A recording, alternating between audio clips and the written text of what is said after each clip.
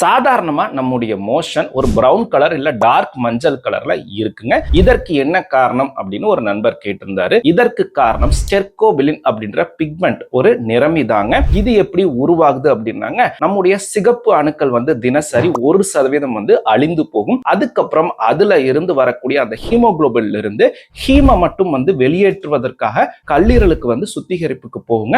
அந்த கல்லீரல்ல ஹீம்ல இருந்து பிலிருபின் அப்படின்ற ஒரு கழிவு உற்பத்தி ஆகும். இதை வெளியேற்றுவதற்கு நிறைய ப்ராசஸ் லிவர்ல நடக்குங்க. அதுக்கப்புறம் கடைசியா அந்த பிலிருபின்ல இருந்து யூரோபிலினோஜன் மற்றும் ஸ்டெர்கோபிலினோஜன் அப்படின்ற நிறமில்லாத பொருட்கள் நம்ம உடலுக்கு போய் சேரும். அங்க இருக்கக்கூடிய பாக்டீரியாக்கள் இதுல நிறைய என்சைம்ஸ்னால ஆக்சிடைசேஷன் செய்து அந்த ஸ்டெர்கோபிலினோஜனை ஸ்டெர்கோபிலின் அப்படின்ற ஒரு பிரவுன் கலர்ல இருக்கக்கூடிய ஒரு நிறமியாக மாத்துதுங்க. இதுதான் நம்மளுடைய மோஷனுக்கு அந்த டார்க் மஞ்சள் இல்லைன்னா பிரவுன் கலரை கொடுக்குது.